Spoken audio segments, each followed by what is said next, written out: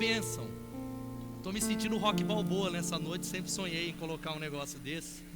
Mas nós estamos iniciando hoje, obrigado banda, uma série muito importante. Só que eu não vou pregar a mensagem toda, primeiro que eu nem sei usar, mas que simboliza esse aspecto. Até falaram do Danilo, Danilo tem que se matricular lá na Fox.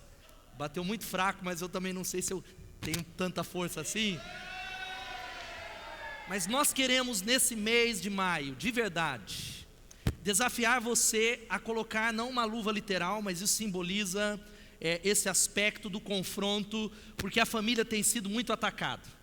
Famílias que duram, famílias que vencem, famílias que prevalecem, são famílias que aprendem a lutar e a lutar para que elas permaneçam vencedoras. Vou sair dali porque eu podia apanhar e ia ficar feio na filmagem, né?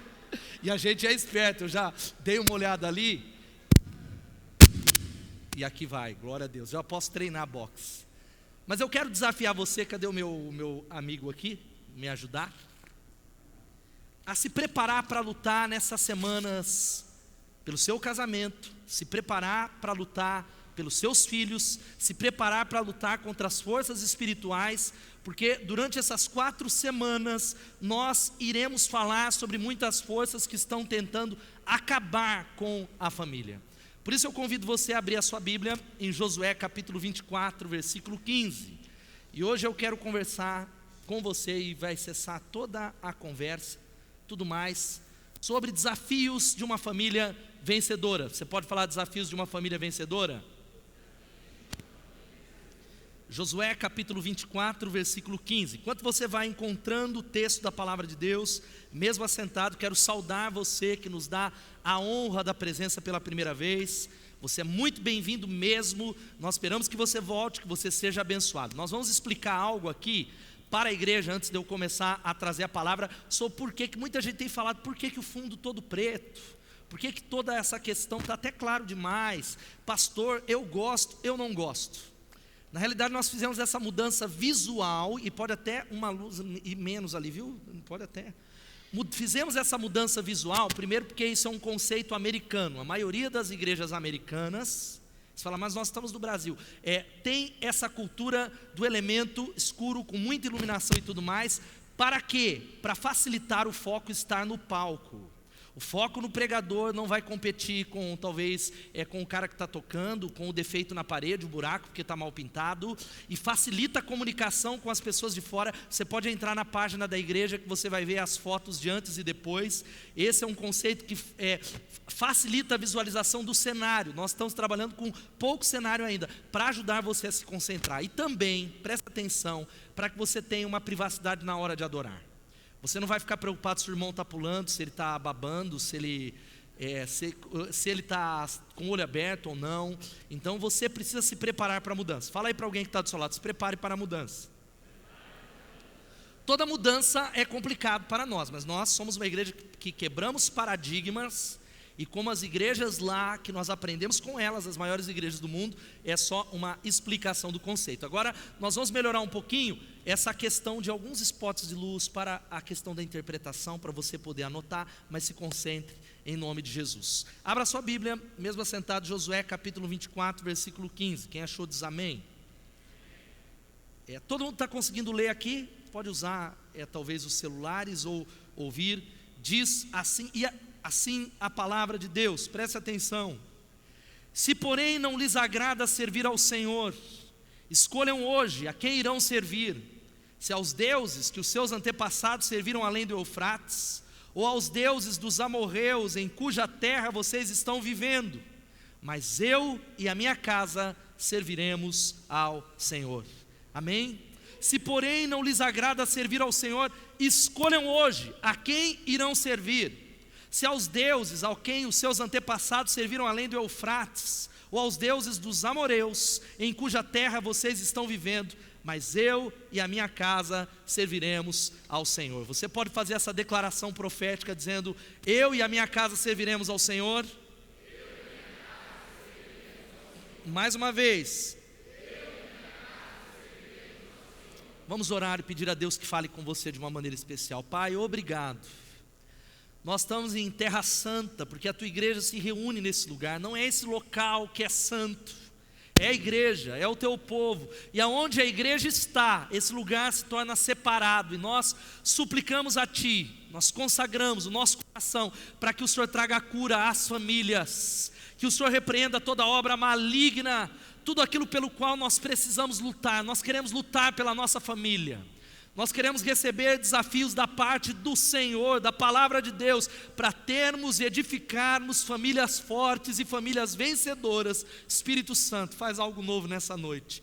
É a nossa oração, no nome de Jesus. Amém e amém. Como é a sua casa, querida? A primeira pergunta que eu faço. Qual é o ambiente que você respira por lá? Quando eu falo da sua casa, dos seus familiares, quando você pensa na sua casa, olha aqui para mim, você tem vontade de correr para lá ou sair correndo de lá? Você já parou para pensar o porquê? Se a sua casa é o lugar onde você corre para lá, ou é o lugar onde você quer sair fora de lá?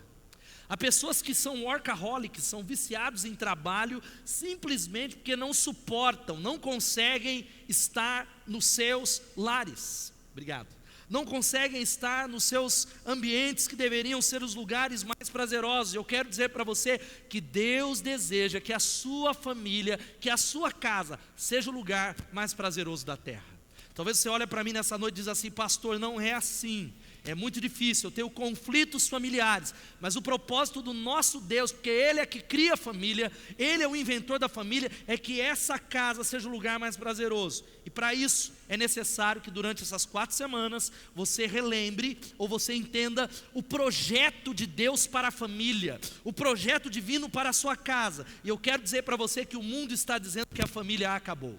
Você liga a televisão, o mundo está dizendo que ela acabou, que o conceito de casamento está falido, que o conceito de marido e mulher acabou, é um projeto do passado. Muitos estão dizendo que é questão de tempo.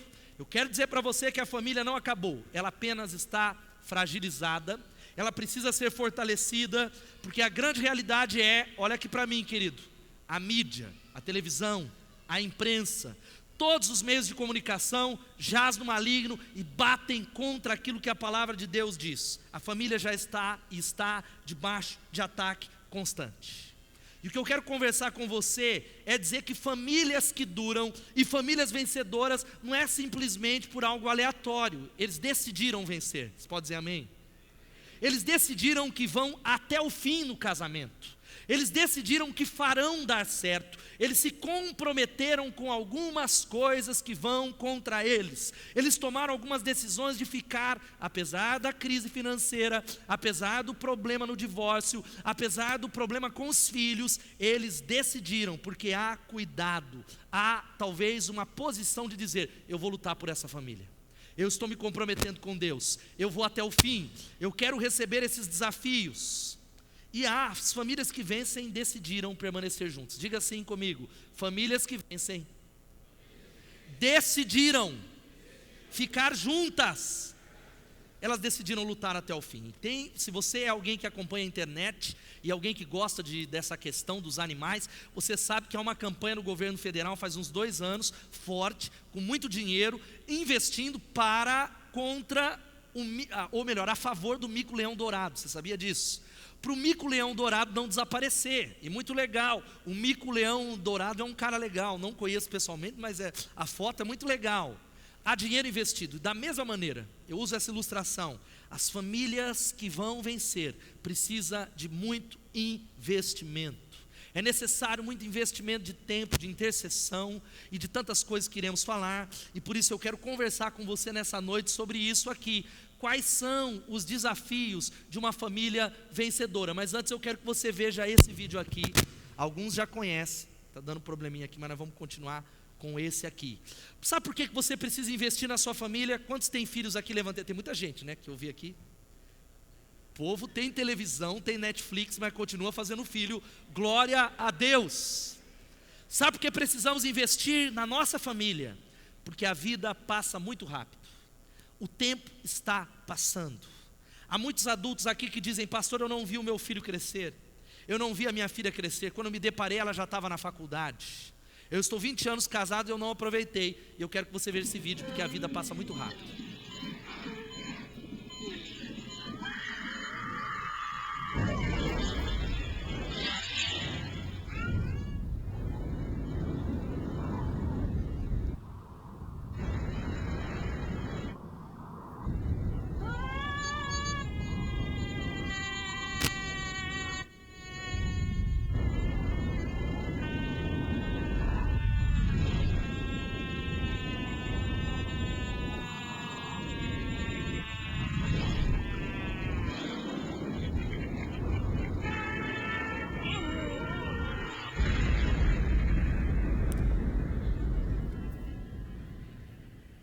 A vida é curta, ela passa muito rápido.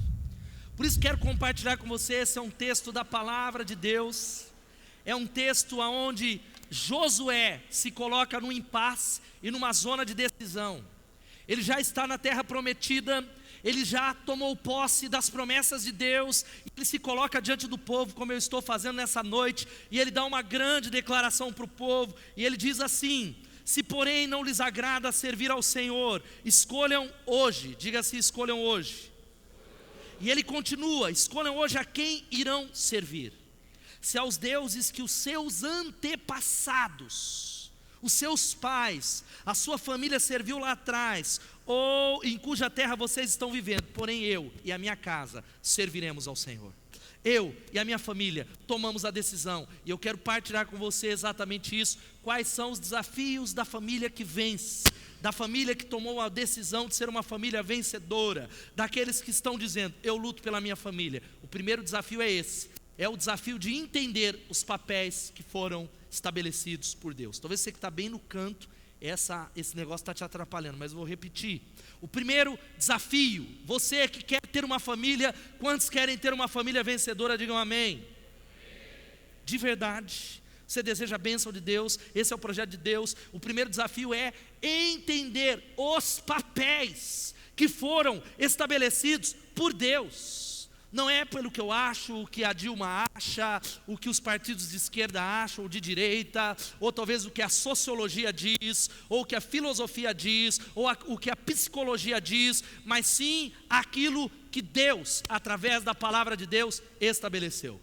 A cultura muda, alguns detalhes culturais vão mudando. As mulheres têm muito acesso e estão, glória a Deus, porque eu sou favorável a isso, avançando nos ambientes de trabalho. Você pode dizer amém? Encontrando o seu espaço. Mas a grande realidade é que a cultura muda, mas os papéis estabelecidos pela eterna palavra de Deus jamais mudarão. Por isso você precisa entender algumas coisas em nome de Jesus, que é uma série de papéis aqui. Há uma série de papéis que nós vamos conversar durante esse mês, onde é o papel de Cristo, o papel do marido, o papel da família, o meu papel como marido, o papel da Eluane como mulher, ou da sua esposa como mulher, o papel de marido versus mulher, ou mulher versus marido, porque há brigas, há conflitos. Isso é algo que não é muito claro para a maioria das pessoas que estão pensando em divórcio, ou aquelas que decidiram ir até o fim, mas não vivem bem, porque não sabem qual é a função de um ou de outro. Talvez a luta entre pai versus filhos, é o conflito de gerações. Os pais que estão aqui não entendem como é que essa moçada não sai do celular, e tudo é por celular. É um negócio que eu vejo a minha filha de 2 anos, ela já pega o celular, ela já abre, ela faz assim com o dedinho. Eu tive muita dificuldade com essas questões técnicas. Ela já nasce sabendo mexer no celular. Irmãos versus irmãos, casal versus parentes. Qual é o lugar da sogra? Qual é o lugar do sogro na família? Eu acredito que a Bíblia, existe um texto poderoso que estabelece que as famílias que vencem, as famílias que são abençoadas, não aquela que é abençoada porque tem dinheiro, mas porque tem a mão de Deus, porque tem a unção de Deus, porque tem a presença de Deus lá, entenderam o respeito ao princípio da autoridade espiritual. Efésios capítulo 5, se você está com a Bíblia aberta, mas vai passar alguns textos ali, eu não pregarei nesse texto, mas nós precisamos voltar para o texto da palavra de Deus e falar: Senhor, esse texto precisa dirigir a minha família, amém? Porque eu tenho visto muita gente ser dirigido pela novela, muita gente ser dirigido pelo que acha, e não entende porque a casa não é um ambiente da unção, da graça, da bênção plena do Senhor. Não entende porque pouquíssimos casamentos vão até o fim. Hoje, quando alguém me fala assim, e nós perguntamos para alguns casais na igreja, nós temos casais assim: quanto tempo você é casado? Ele fala 35 anos, ele precisa acrescentar: com a mesma mulher. 35, mas com a mesma. Porque nós vivemos dias difíceis, em que permanecer casado não é fácil. E Efésios capítulo, você só vai abrir a sua Bíblia, e eu não lerei todo o texto, porque nós temos alguns desafios para conversar, para passar nessa noite. A Bíblia vai dizendo no versículo 22 em diante: mulheres, sujeite-se cada uma a seu marido como ao Senhor. Pois o marido é o cabeça da mulher, como também Cristo é o cabeça da igreja, que é o seu corpo, do qual ele é o Salvador. Assim como Cristo está sujeito a Cristo, A igreja está sujeita a Cristo. Também as mulheres estejam em tudo sujeitas a seus maridos. Maridos, ame cada um a sua mulher, assim como Cristo amou a igreja e entregou-se por ela. Palavra muito complicada que as mulheres não gostam de ouvir, talvez pela nossa cultura machista, que acha que submissão é estar abaixo. Submissão é um papel inferior. Submissão não é isso. Submissão significa a missão de base. As mulheres estão lado a lado com os maridos, mas existe um princípio de autoridade, porque corpo que tem duas cabeças é monstro. Você pode falar corpo que tem duas cabeças é monstro? Porque tudo aquilo, se há duas visões, há divisão. A igreja é um exemplo disso. Deus estabeleceu como pastor, eu tenho o pastor Rodolfo, em nenhum momento ele é inferior a mim, mas a liderança compete ao pastor titular, e não vejo nenhuma crise quanto a isso, porque não é uma questão de melhor, não é uma questão de eu mando em você, mas a submissão é algo para o bom funcionamento da família. Deus estabeleceu isso, e aí você precisa entender essa realidade. Mulheres, sujeitem-se, o respeitem, estejam debaixo, confiem na liderança. E liderança não é ditatorial. Liderança porque tem muito marido que não ouve a esposa. O modelo de liderança ideal é aquela não ao qual o marido vai na frente e a mulher está atrás, mas aos quais os dois caminham juntos, lado a lado, construindo a família, construindo a palavra de Deus, construindo. Vamos ouvir todos, irmãos. Deus quer falar com você, não é o irmão que está do seu lado. Fala aí para o irmão que está do seu lado: agora você não vai falar comigo, só Deus. Pode falar aí para ele: só Deus. Sabe por quê, gente? Não é o pastor. Ele está aqui querendo falar. Amém? Ele. Nós tememos a Ele. Então não há nada que você não possa esperar. Você pode esperar, em nome de Jesus. É aqueles que andam lado a lado, mas quando há um impasse, quando há uma decisão, quando há um voto de Minerva, aquele que é responsável por conduzir, Deus estabeleceu o marido. Mas há muitas casas, olha aqui para mim, que isso está invertido e não entende, porque a mulher olha e fala: pastor, mas o meu marido ele é um banana, pastor, mas o meu marido ele é um passivo, pastor, mas o meu marido ele não faz isso, mas o meu marido. Eu quero dizer que, mesmo que ele seja assim, talvez a liderança dele não é desenvolvida, porque mulher, você tem sufocado quem ele é. Você tem impedido o desenvolvimento daquilo que Deus colocou. E há também muita desonra e insubmissão nas famílias. Mulheres que não honram os seus maridos, que não respeitam os seus maridos. Mulheres que falam pejorativamente dos seus maridos no meio de todo mundo: mas é aquele lá. E ela gargara, você nem sabe, ele é o zero à esquerda lá, ele só fica lá. O que importa é o dinheiro que ele coloca dentro de casa. Mas o contrário também é verdadeiro. Homens que deixam nas mãos das mulheres responsabilidades que não são delas. Homens que se acomodaram, homens bananas, homens aos quais estão entregando a sua família para o fracasso, porque estão lá deixando tudo para a mulher. Homens passivos, homens que não têm iniciativa. Mas eu quero dizer para você, em nome de Jesus, a grande realidade é essa aqui, ó. Outra: maridos, ame cada um a sua mulher como Cristo amou a igreja. E aqui está, querido, o maior desafio não é da mulher, é do marido. Porque amar pode parecer até fácil, mas amar como Cristo amou a igreja. E eu quero dizer para os homens: às vezes nós não conseguimos nem ceder o controle da televisão para a esposa, que dirá amar como Cristo amou a igreja.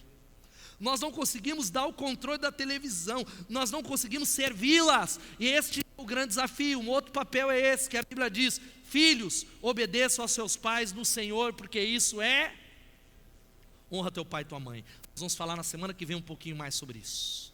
Há muitos filhos desonrando pais, há muitos filhos que têm vergonha dos seus pais, há muitos filhos que têm vergonha de falar onde moram, há muitos filhos que olham para outros pais e dizem: porque se fosse ele, seria tão bom, porque o meu pai é isso. A Bíblia também diz um outro papel: pais, não irritem os seus filhos, antes criem-nos segundo a instrução e o conselho do Senhor. Efésios capítulo 6, versículo 4. Há uma responsabilidade. Você viu seus filhos aqui?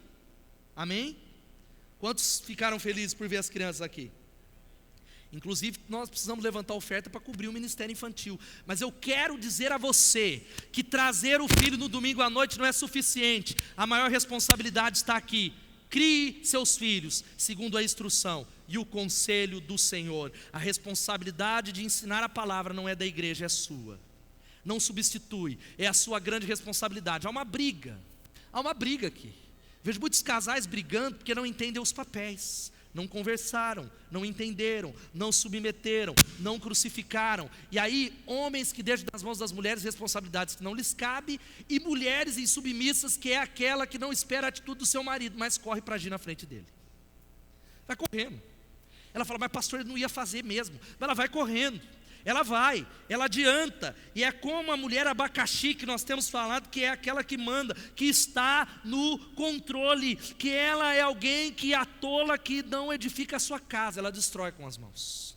É uma mulher que ela não aceita ser contrariada. E há maridos que eu costumo falar, e você não está certo, querido, essa é uma conversa rasgada sobre famílias, pode dizer amém?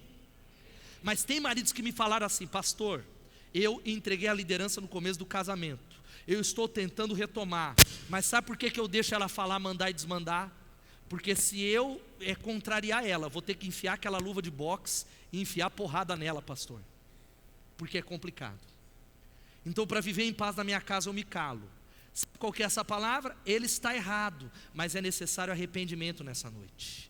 É necessário voltarmos para a palavra de Deus. Esse espírito de Jezabel tem destruído casamentos, mulheres que manipulam, mulheres que dizem, se você não fizer não tem sexo. Ah, porque é isso, porque eu não concordo. E é aquela história, né, da mulher bonita porém burra. Você conhece essa história já? Alguns já conhecem. Um certo marido vivia dizendo para a esposa, você é tão, ao outro lado também, maridos que não respeitam as suas esposas. Acho que eu vou usar o de mão. Maridos que não respeitam, não tratam com honra, maridos que não a elogiam, maridos que, qual foi a última vez que você falou eu amo você para sua esposa? Qual foi a última vez que você falou, olha, você está linda, mesmo que seja pela fé em nome de Jesus? Mesmo que seja pela fé, você diz, querida, eu profetizo sobre a sua vida, mas a grande realidade é que você precisa honrar a sua esposa. Há marido mão de vaca nessa igreja que eu já falei, e todo mês da família eu repito as mesmas coisas. Que ela pede, ela não, às vezes ela cuida da casa, ela optou por isso, louvado seja Deus. E ser dona de casa é um trabalho muito mais estressante às vezes do que trabalhar fora. Quem concorda com isso, diga é verdade. É verdade, gente, é verdade. E ela coloca a pia, e você marido precisa entender que os copos não levitam para o armário, ele precisa ser lavado em nome de Jesus.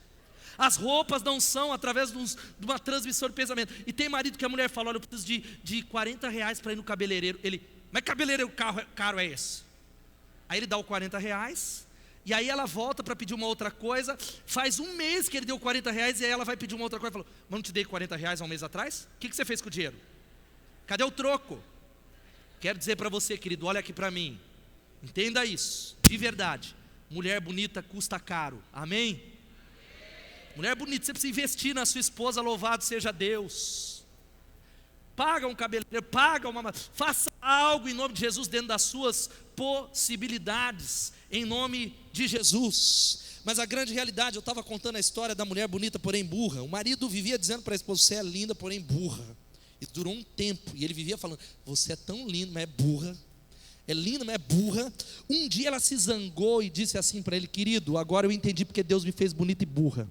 Deus me fez bonita para você me escolher, e burra para eu escolher você. Essa é a grande realidade.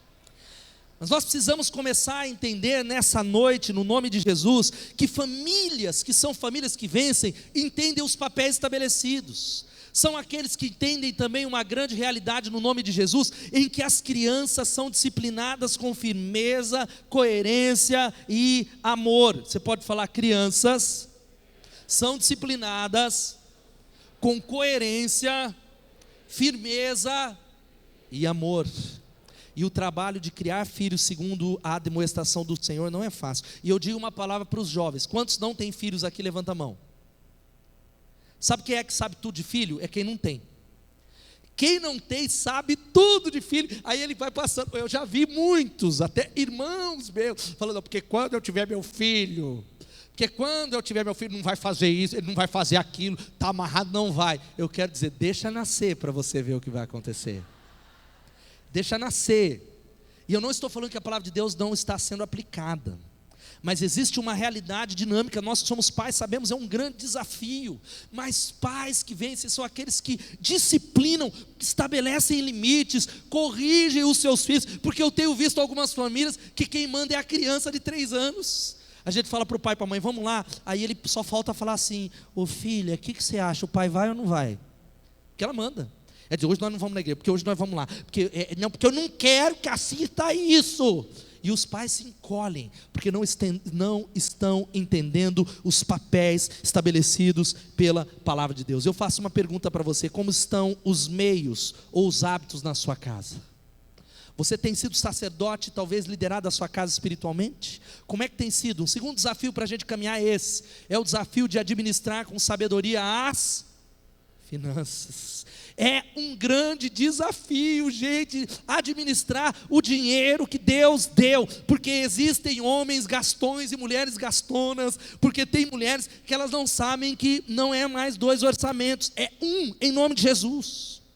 Ainda há casais que acham que estão, é a última bolacha do pacote, ele diz, porque o seu dinheiro é o seu, o meu é o meu. Que meu céu, é uma família, a unidade é estabelecida, é uma casa. É claro que os critérios serão talvez conversados dentro da família, mas eu tenho visto muitas famílias divididas, maridos que dizem assim, pastor, eu não estou entendendo, porque é tanto sapato que ela compra e eu estou com a mesma roupa rasgada. Ela parece uma centopeia, é um nessa semana, é um na outra, e eu tenho que pedir para comprar, ou o contrário também é verdadeiro. Homens que não sabem a realidade das suas famílias, mas gastam uma fortuna, sabe, porque eu tenho que usar um sapato de R$800, porque o escuro vai até te ajudar, viu, irmão? Glória a Deus. O escuro vai te ajudar, você que fica muito preocupado em talvez impressionar pessoas. Famílias que vencem são aqueles que aprenderam a vencer a crise e a irresponsabilidade financeira. Sabe qual que é a dificuldade hoje nos casamentos? Excesso de dívidas e gastança geral. Deus tenha misericórdia. Porque um orçamento de uma família não é igual ao solteiro. Cadê aqueles que são novos casados? Olha, eu casei de 1 ano para cá, levanta a mão. A batata está assando lá na sua casa. Porque a grande realidade é que mudou-se. Um orçamento familiar tem 1000 coisas e ela precisa decidir o que é prioridade, e ele também, porque ele fala, porque para mim prioridade é lazer. Eu gosto de cinema, eu gosto de praia, e ela por sua vez fala, porque para mim prioridade é a beleza. E se não houver entendimento na palavra de Deus, entendimento para fazer esse orçamento, entendimento para ensinar que, querido e querida, a vida não é mais a mesma de solteiro. Existem algumas coisas que nós precisamos abrir mão. E a realidade, sabe onde é que tudo isso começa? Em casa. Há mães que estão preparando muito mais mal as filhas aqui. Há casais que não podem pagar empregado, mas ele ou ela não sabe fazer nada. Tem moças aqui que, olha, até para fazer um café ela queima água. Deus tenha misericórdia. Ela vai fazer o café, ela vai fritar um ovo. Eu quero dizer que nós não estamos falando de machismo aqui, mas nós precisamos preparar as famílias para cuidar da casa. O que eu tenho aconselhado de casais que brigam porque, olha, eu não sei, ela também não sabe, nós não sabemos fazer nada, porque papai e mamãe nos ensinou. Papai e mamãe, papai e mamãe que só veste roupa no seu filho da ripa, como que é o nome da ripilica lá? É só isso. E aí tem um monte de jovem aqui que ele acha que dinheiro cresce em árvore. Ele acha que dinheiro, ele tem um pezinho. A minha filha Suzana, a gente fala isso. Falei, filha, é só usar o cartão, pai. Não, filha. Não, tem o cartão, usa o cartão. Não, o cartão é um dinheiro que a gente usa nosso, não é ilimitado. Nós precisamos entender isso no nome de Jesus. Você tem que aprender a ser dizimista e ofertante, vencer a mentalidade de consumismo, porque tem filho adolescente. Quantos aqui tem filhos adolescentes? Levantem a mão. Seja bem-vindo ao limbo, ao purgatório, porque adolescente quer comprar tudo. Adolescente quer comprar celular que ele não tem possibilidade, ele viu o outro que tem um iPhone 6, porque eu preciso de um iPhone 6, e eles não querem baixar o padrão. Você precisa entender que em alguns momentos, por causa da situação financeira, você precisa baixar o padrão em nome de Jesus, para que a sua família não seja destruída. Tem aquele adolescente ou aquele jovem, mas pastor, eu fazia alemão, mandarim, francês, eu fazia espanhol, eu fazia tudo. Se não dá, corta. Você precisa investir em educação, mas é tempo de reavaliar as prioridades. Participe do curso de finanças. Você não pode gastar mais daquilo que você ganha. Diga amém. É tempo talvez de retroceder e falar, vou precisar cortar isso. Nós vamos precisar tirar talvez o celular, vou ter que tirar o WhatsApp, mesmo que se tiver problema interno na clínica, procura o Dinho, a gente interna os viciados em WhatsApp. Eu preciso começar a cortar algumas coisas. Agora, uma das grandes questões que acabam com as famílias é quando um ganha mais que o outro. principalmente mulheres, quando elas ganham mais do que os maridos. Há muita gente que diz que não tem problema com isso, porque não viveu isso. Eu costumo brincar e eu tenho profetizado sobre a Elô. Falei, Elô, que o salão seja cada vez maior, que seja 10 vezes. Eu não estou nem um pouco preocupado. Nós somos um, mas há muitos homens que têm dificuldade, porque as mulheres colocam na cara dele, dizendo assim: quem coloca dinheiro aqui sou eu. E é uma história de uma mulher que um pastor foi jantar na casa deles, e ela olhava assim, e ela colocou o pires e falava assim: está vendo esse pires, pastor? Bonito, né? Ele é maravilhoso. É o meu dinheiro, eu comprei com o meu dinheiro. Eles foram comprar, colocaram um prato indiano, e ela falou: você achou bonito, pastor, esse prato? Ele falou: gostei, eu comprei com o meu dinheiro.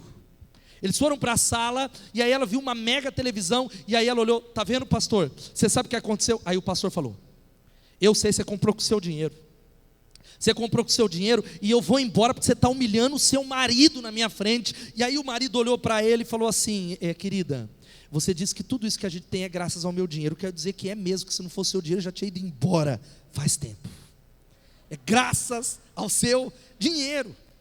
Gente que não entende, gente que não tem um orçamento familiar. Há casais que não tem, ele não sabe para onde vai. Há casais que eu pergunto: quanto que sai por mês? Ele não sabe. Ele diz: eu não sei, a conta está lá, eu preciso olhar no meu celular. Há uma realidade muito séria. A Bíblia fala, tem 500 versos que falam sobre oração, 500 que falam de fé, e 2.000 que falam sobre o assunto do dinheiro, porque mexe.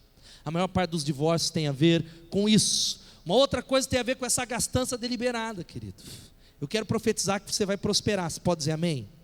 Mas eu quero dizer para você que salário, dinheiro, recurso é algo esgotável, não importa o quanto você ganha.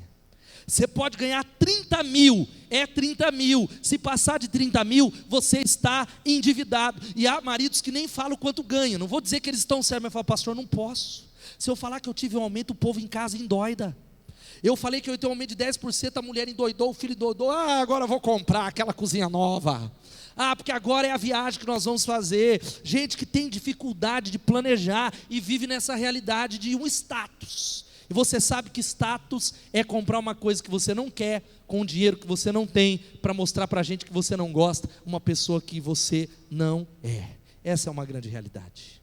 Muita gente quer vestir roupa que não pode, quer usar tênis, andar com um carro que não pode, morar em lugar onde não pode ainda. Tomara que Deus o permita, mas não é esse o grande foco. Um dos grandes desafios é colocar a vida no altar de Deus e dizer: Deus, nos ajuda a administrar as nossas finanças. Nos ajuda nessa noite. Você precisa sentar lá e calcular.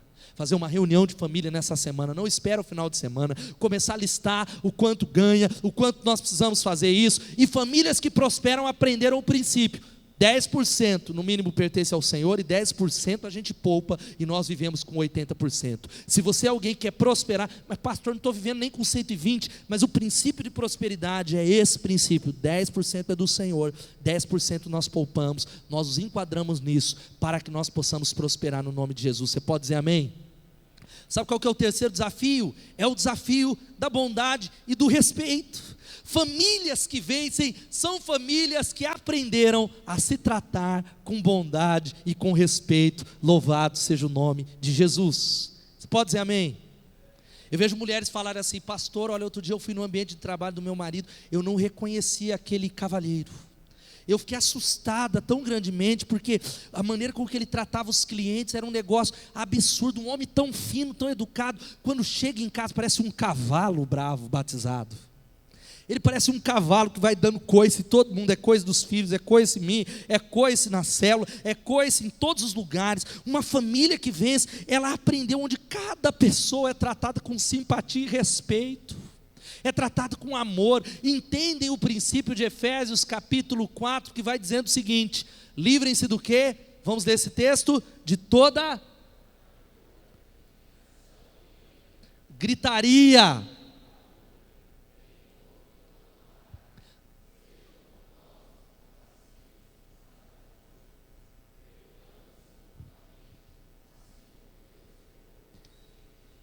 Amém? A Bíblia diz isso, porque se a gente não tiver cuidado, a gente trata melhor os de fora. Se a gente não tiver cuidado, a gente vive, coloca uma máscara dentro da igreja e a gente trata todo mundo, ô pastor, ô meu líder, ô meu supervisor, ô meu rei, ô... E dentro de casa nós tratamos mal as pessoas. Nós somos impacientes, porque a grande realidade é o seguinte: com quem nós mais convivemos, mais defeito nós vemos. Você concorda ou não? E tem umas coisas dentro de casa que irrita demais, porque a realidade também é essa. O marido arrotar uma vez e pedir desculpa ainda vai, mas esse marido, ele arrota todo dia, ele nem perdeu a vergonha, nem desculpa ele pede mais. Isso vai irritando, vai irritando, vai irritando, acumulando, todo dia, todo dia, todo dia, todo dia. É tempo de resgatarmos a cortesia, a bondade, talvez a educação dentro de casa, no nome de Jesus. Você pode dizer amém? A cortesia veio da época do rei da Inglaterra. Você sabia disso? Eu já contei num culto que os cortesões tinham um código, e toda mulher que passasse, sabe o que ele fazia com toda mulher? Ele tirava o chapéu, demonstrando consideração. Passava uma mulher, ele tirava o chapéu. Passava uma outra. Hoje o marido não tira chapéu nada, ele bate a porta do carro, e se ela não tomar cuidado, ela fica para trás e ele vai embora. Se não tomar cuidado, ele vai embora. E outro dia teve aqui no estacionamento da igreja, eu não estou profetizando, eu vi, o marido entrou, ele bateu a porta, ele foi andando, a mulher quase que ela caiu, espera, eu não entrei. Porque a grande realidade é que nós vamos perdendo essas pequenas coisas de gentileza, de dizer bom dia, de dizer boa tarde, de dizer muito obrigado, de dizer eu te amo. Famílias de Deus se tratam com simpatia. Agora, sabe qual que é uma das maneiras de você tratar com bondade a sua família? Eu preguei isso um tempo atrás. Mulher, sabe aquela xícara de porcelana que está lá até amarelada? Está na hora de usar em nome de Jesus. Você pode dizer amém? Está lá faz 20 anos. E ele vai, eu ganhei no meu casamento. Está aqui guardado. Vai ficar lá para sempre. E aí quando chega uma visita, o pastor ou um líder, ela coloca toda aquela xícara cara lá, ela coloca, faz a mesa, coloca uma toalha fina, e aí o pastor é meio estabanado, ele derruba, não tem problema, pelo amor de Deus pastor, fica tranquilo, eu vou limpar. Agora vai o maridão derrubar essa xícara para você ver o que acontece. Vai derrubar, e é interessante que ele pode até bater na xícara, que a gente vê até em câmera lenta, e ela, miserável, vai voltar a tomar chá naquele copo de requeijão, vai voltar para lá. Coisas pequenas, coisas pequenininhas. Gente que fala porque você é um estabanado, bem que sua mãe disse, porque o pastor pode ser, mas você não. Trate com amor aqueles que você já ouviu essa frase, e eu tenho ouvido de tantos pastores, olha aqui, trate com amor aqueles que vão chorar no seu enterro. Trate com muito carinho aqueles que vão chorar no seu enterro.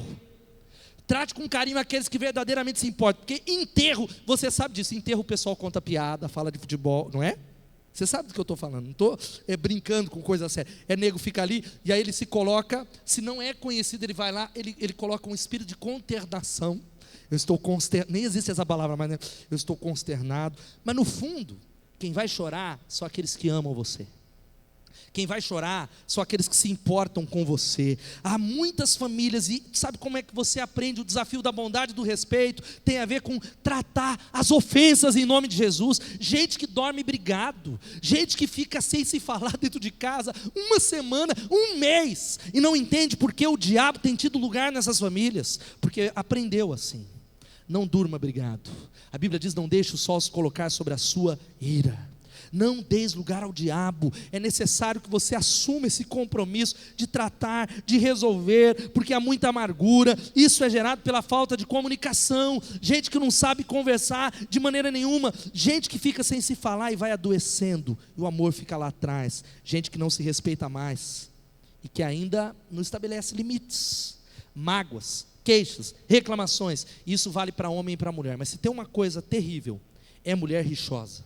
Se tem uma coisa terrível, é aquilo que a Bíblia vai dizendo sobre a mulher rixosa ou a mulher amargurada. Olha só o que a Bíblia diz: melhor viver no deserto do que com uma mulher briguenta e amargurada. Não precisa falar amém, porque talvez seja a sua mulher, você nem entra dentro de casa, ela reclama disso, ela reclama daquilo outro, e ela reclama, parece uma goteira, ela reclama. Você precisa entender que a Bíblia diz, melhor é morar no deserto do que com uma mulher amargurada.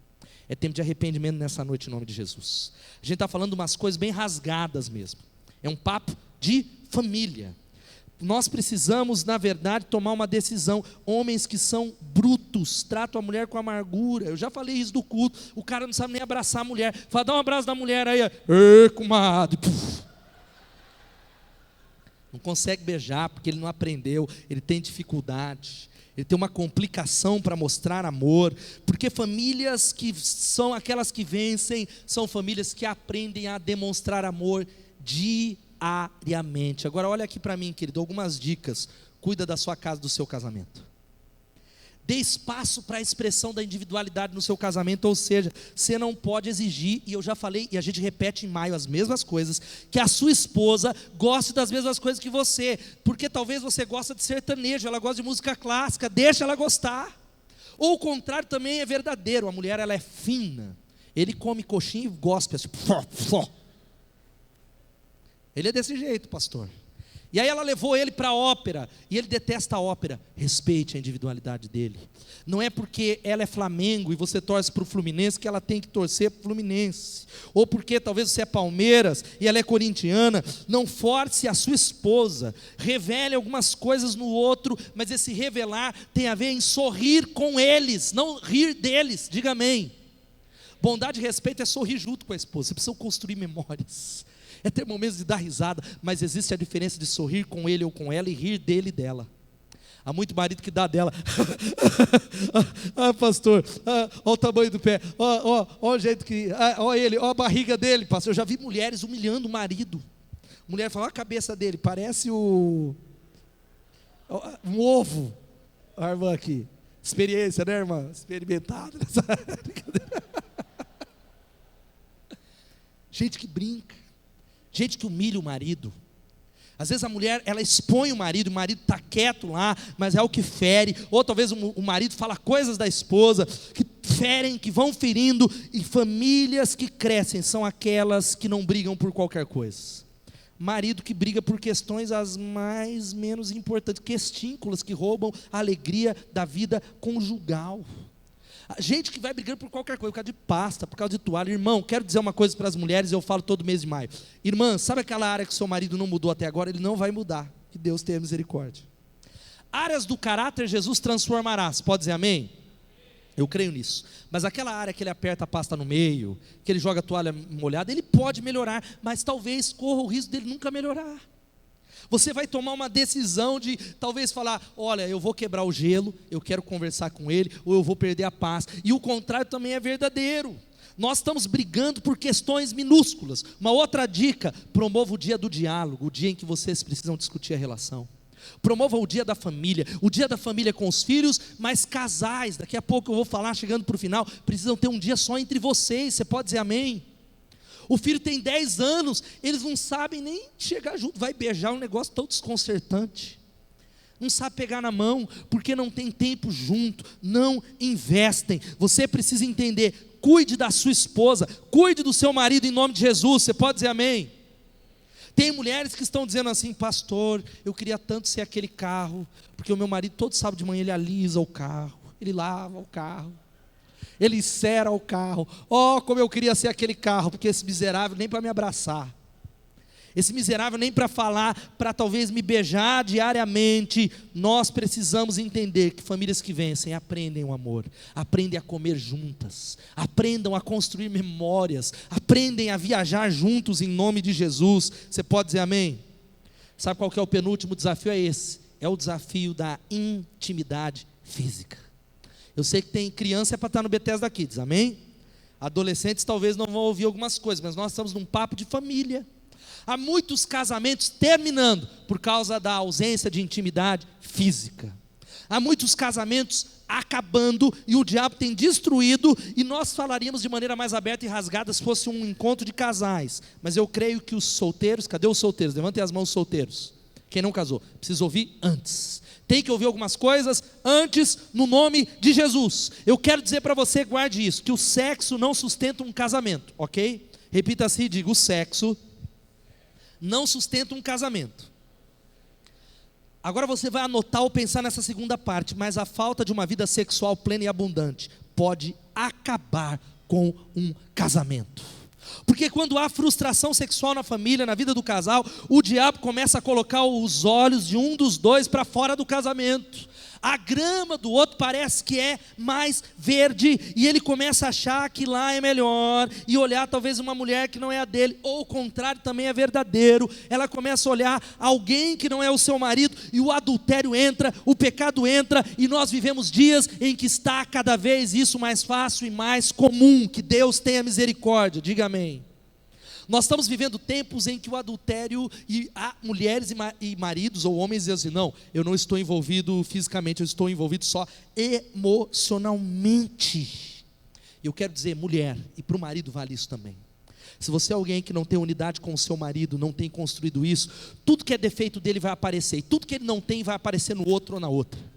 Tudo aquilo que não tem no ambiente de trabalho vai começar a acontecer, porque a TV e as novelas estão retratando isso como a coisa mais maravilhosa do mundo. Se marcar, até crente está torcendo para o cara ficar com a amante. Eu já vi crente falando, o negócio é tão envolvente, a trama, que a gente começa a achar que a esposa, ela tem que sair fora, porque os dois é que é mais bonito. Os pares é que é mais maravilhoso. E eu quero dizer para você que a realidade da Bíblia, chegando quase na reta final, a Bíblia tem uma orientação para os casais aqui. 1 Coríntios diz, olha uma palavra aqui, guarda isso, você vai anotar: marido deve cumprir os seus deveres conjugais para com a sua mulher, e da mesma forma a mulher para com o seu marido. Diga amém. Há muitas mulheres que têm muita dor de cabeça. Nós vamos orar pela sua cura nessa noite, em nome de Jesus. Haja Nesaldina. Conta-se a história do marido, que o marido ele já chegou, ele falou: hoje eu vou mudar essa história. Ele já chegou com um copo de remédio e um copo d'água. Ela falou: mas eu não estou com dor de cabeça. Ele: glória a Deus, então está tudo ok. A gente está falando de coisas sérias. Coisas sérias. Muita gente não gosta que fale rasgado no púlpito. Você vai ouvir a Rede Globo te ensinar. A grande realidade, olha o que a Bíblia diz: marido tem que cumprir, porque tem marido também que está necessitando fazer o exercício, ir no Muriel, está precisando acordar cedo, tomar um chá de catuaba em nome de Jesus, está precisando de verdade, talvez consultar um médico. Eu não estou fazendo piada de coisas que nos fazem chorar. Consultar um médico. Há problemas que são físicos, mas a Bíblia diz: marido deve cumprir os seus deveres conjugais para com a sua mulher, e da mesma forma a mulher. E o texto continua dizendo: a mulher não tem autoridade sobre o seu próprio corpo, mas sim o marido. Da mesma forma o marido não tem autoridade sobre o seu próprio corpo, mas sim a mulher. E o texto continua dizendo: não se recusem um ao outro, a não ser por mútuo consentimento e durante certo tempo, para se dedicarem à oração. Depois unam-se de novo, para que Satanás não os tente por não terem domínio próprio. Palavra séria. E o que eu tenho visto é mulher que fala: não, eu estou de férias. E mulher que diz: hoje não. Mulheres que dizem assim: hoje não dá. Ou maridos que talvez por qualquer motivo estão se privando um ao outro da realidade e da questão sexual. Nós podíamos falar de uma série de coisas em nome de Jesus nessa noite, mas nós não temos tempo. Isso vale para muitas coisas. Moçada que talvez não tenha entendido isso, e a realidade de jovens talvez não é a questão, o desafio da intimidade física para os jovens é o contrário dos casados, é deixar de ter essa intimidade, porque o ato sexual tem que ser no casamento. Diga amém. E há muita gente que diz, ele coloca no Facebook para todo mundo ver a declaração de amor dele: estou apaixonado, mas ele usa esse presente que Deus deu, ele expõe esse presente, ele não cuida desse presente, ele está cantando no altar de Deus, vai para um motel depois. É alguém que talvez é solteiro e fica teclando, brincando com as pessoas, brincando com o sentimento de pessoas. E tem tantas coisas que nós poderíamos falar nessa noite. Casal de namorados que na maioria das vezes estão envolvidos com uma vida impura e não entendem, porque há possessividade, ciúmes, desconfiança, e estão plantando muitas coisas que colherão na sua vida de casados.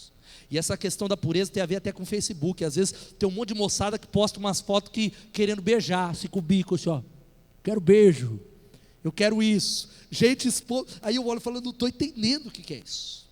A gente precisa começar a falar, viu, pastor Rodolfo, dizer: tira essa foto. Gente que não sabe se portar dentro da casa de Deus. É tempo de mudança. Um dos outros desafios, sabe qual é? Chegando para o final, enquanto o Evinho vai chegando aqui, tem a ver com uma palavra que tem a ver com a pornografia. Eu já falei muitas vezes, isso é algo sério, é algo que Deus quer curar o teu coração.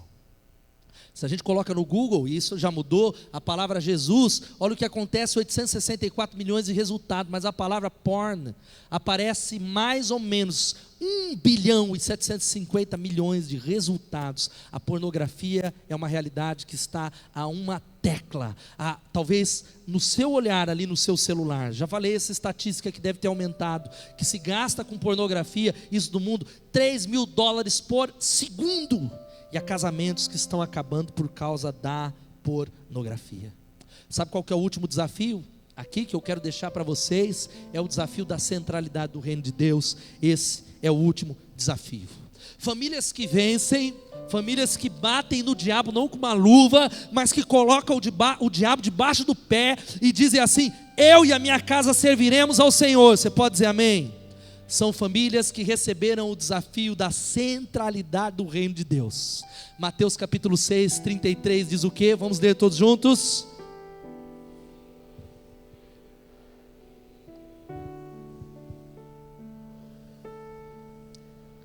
Busquem em primeiro lugar.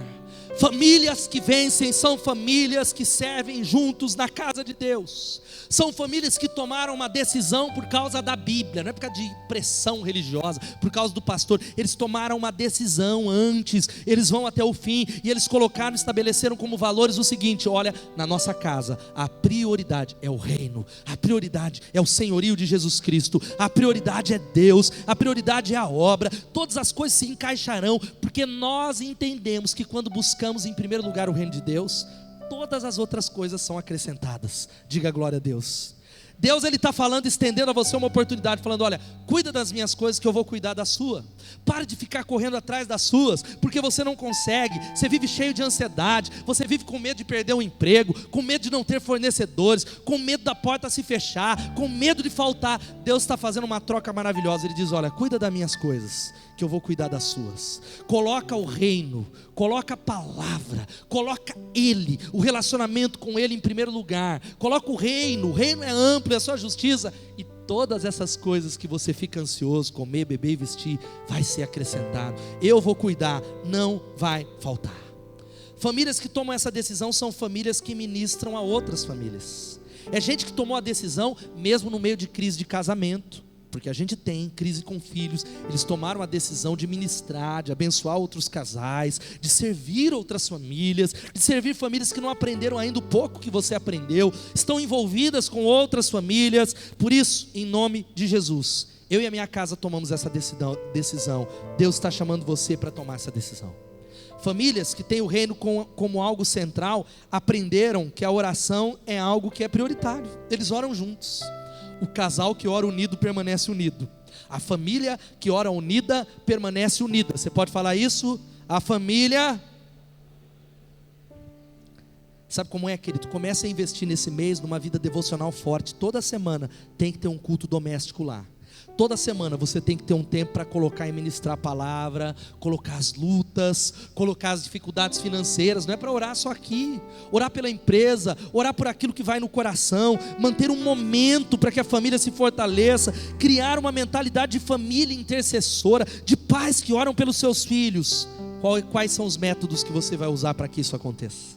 Será que você precisa sair daqui e colocar algumas coisas em ordens? Porque Jesus é a cola que une essa família no nome de Jesus. Pais que aprenderam a ministrar, aprenderam, enquanto cada músico vai chegando devagarzinho, o caminho da obediência espiritual, querido. O caminho da obediência.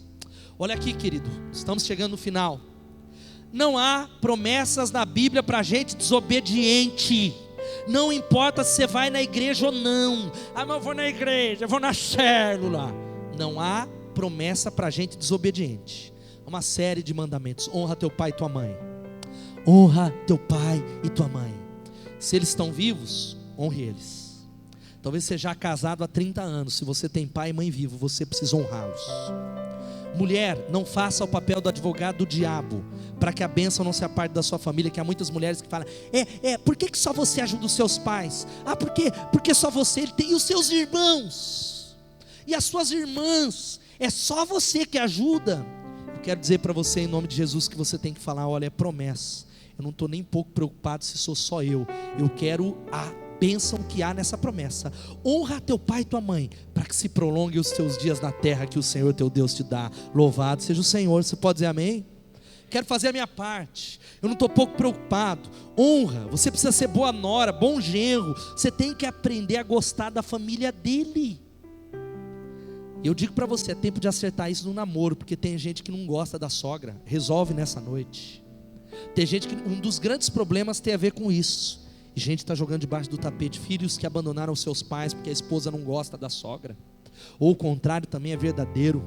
Vai nascer neto, gente, tem que fazer um exercício, pedir a Deus um revestimento de amor. A desobediência está destruindo, porque a família mais feliz da terra deveria ser a família cristã. Gente que obedece a palavra, que coloca em prática no nome de Jesus. Sabe qual que é o resultado que nós vamos ter? Nós vamos começar a dar essas declarações diárias aqui. Vamos falar isso todos juntos? Espera aí, vamos parar aqui, você vai ficar de pé e vai falar bem forte isso em nome de Jesus. Vamos falar todos juntos?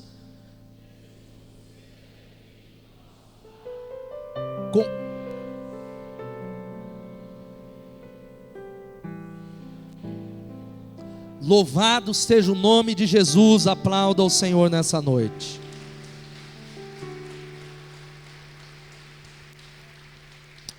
Um jovem chegou numa cidade pequena e ele perguntou ao vovô assim: há muito tempo o senhor mora nessa cidade, né? E ele disse: sim. Nessa cidade já nasceu alguém importante? Pelo que aquele senhor olhou para aquele jovem e respondeu assim: nessa cidade só nascem bebês. Ou seja, famílias vitoriosas não nascem com essas características, elas constroem juntas no nome de Jesus. Elas decidem viver, elas decidem andar com Deus. E você precisa terminar esse culto dizendo: se depender de mim, a minha família vai mudar. Eu me comprometo em nome de Jesus. Se depender de mim, eu lutarei pela minha família. Eu aprenderei a vencer nesse mês em nome de Jesus. E eu vou declarar essa verdade que falamos todo mês da família. Sabe qual é? Vamos terminar falando esse versículo todos juntos? Agora...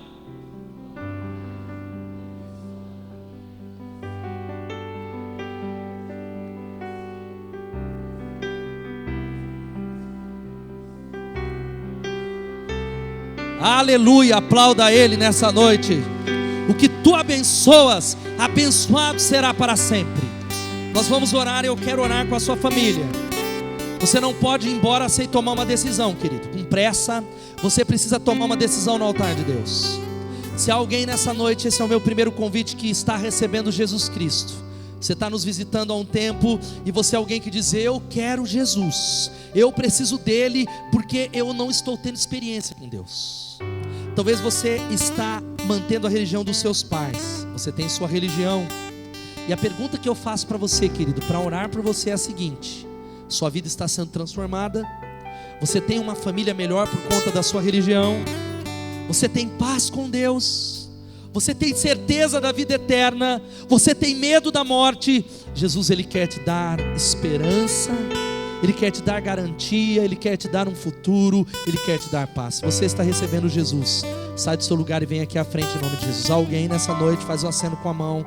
Eu quero orar com você. Você que está entregando a vida da sua família, dizendo: eu quero Jesus. Levanta a sua mão lá no fundo. Deus te abençoe. Tem mais alguém?